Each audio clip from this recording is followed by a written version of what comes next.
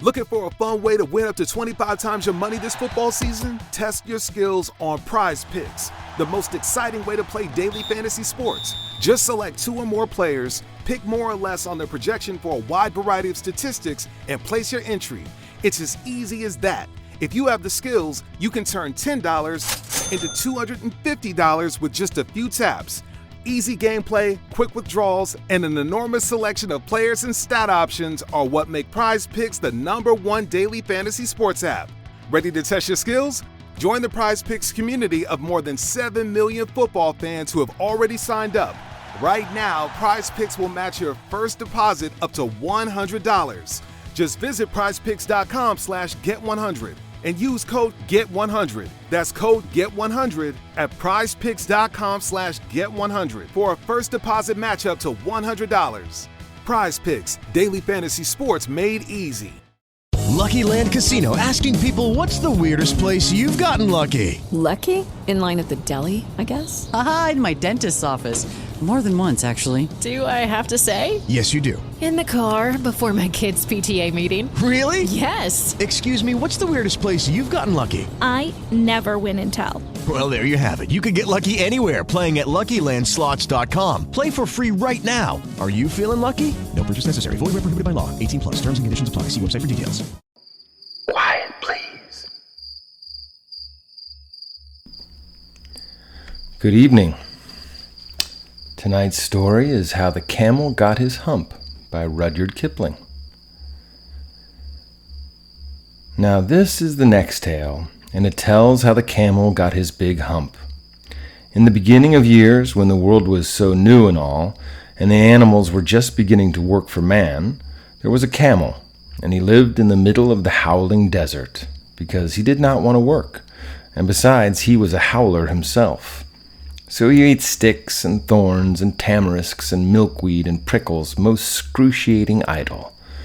And when anybody spoke to him, he said, "Humph," just humph, and no more. Presently the horse came to him on Monday morning with a saddle on his back and a bit in his mouth. And he said, "Camel, oh camel, come out and trot like the rest of us." "Humph," said the camel. And the horse went away and told the man. Presently the dog came to him with a stick in his mouth and said, "Camel, oh camel, come and fetch and carry like the rest of us." "Humph," said the camel. And the dog went away and told the man. Presently the ox came to him with a yoke on his neck and said, "Camel, oh camel, come and plow like the rest of us." "Humph," said the camel. And the ox went away and told the man.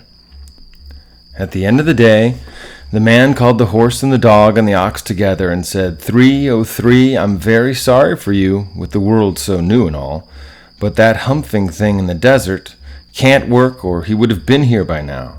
So I'm going to leave him alone, and you must work double time to make up for it." That made the three very angry, with the world so new and all, and they held a palaver, an indibba, a powwow, at the edge of the desert. And the camel came chewing milkweed most excruciating idle, and laughed at them. Then he said, "Humph," and went away again. Presently there came along a djinn in charge of all deserts, rolling in a cloud of dust. Djinns always travel that way because it's magic. And he stopped to palaver and powwow with the three. "Djinn of all deserts," said the horse, "is it right for anyone to be idle with the world so new and all?"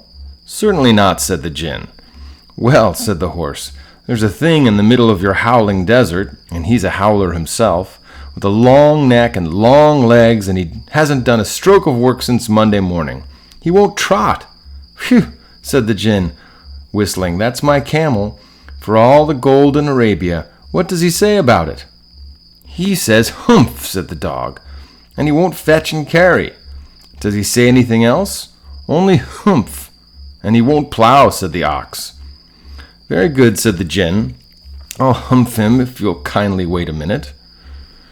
The djinn rolled himself up into his dust cloak and took a bearing across the desert, and found the camel most excruciatingly idle, looking at his own reflection in a pool of water.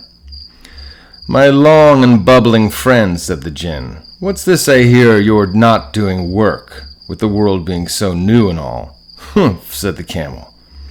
The djinn sat down with his chin in his hand and began to think a great magic, while the camel looked at his own reflection in the pool of water. "You've given the three extra work ever since Monday morning, all on account of your excruciating idleness," said the djinn, and he went on thinking magics with his chin in his hand. "Humph," said the camel. "I shouldn't say that again if I were you," said the djinn. "You might say it once too often. Bubbles, I want you to work." And the camel said, "Humph," again. But no sooner had he said it than he saw his back that he was so proud of puffing up and puffing up into a great big lolloping humph. "Do you see that?" said the djinn. "That's your very own humph that you've brought upon your very own self by not working. Today is Thursday, and you've done no work since Monday. When the work began, now you are going to work." "How can I," said the camel, "with this humph on my back?" "That's made a purpose," said the djinn. "All because you missed those 3 days, you will be able to work now for 3 days without eating, because you can live on your humph. And don't you ever say, 'I never did anything for you.' Come out of the desert and go to the 3 and behave. Humph yourself." And the camel humphed himself, humph and all, and went away to join the 3. And from that day to this day, the camel always wears a humph. We call it a hump now, not to hurt his feelings. But he has never yet caught up with the 3 days that he missed at the beginning of the world, and he has never yet learned how to behave. The camel's hump is an ugly lump, which well you may see at the zoo. But uglier yet is the hump we get from having too little to do. Kiddies and grown-ups too, ooh, if we haven't enough to do, ooh, we get the hump, the camellious hump, the hump that is black and blue. We climb out of bed with a frowsy head and a snarly, yarly voice. We shiver and scowl and we grunt and we growl at our bath and our boots and our toys. And there ought to be a corner for me, and I know there is one for you, when we get the hump, the camellious hump, the hump that is black and blue. The cure for this ill is not to sit still or frounced with a book by the fire, but to take a large hoe and a shovel also and dig till you gently perspire. And then you will find that the sun and the wind and the djinn of the garden too have lifted the hump, the horrible hump, the hump that is black and blue. I get it as well as you, ooh. If I haven't enough to do, ooh, we all get hump, the camellious hump, kiddies and grown-ups too. The end. Quiet, please.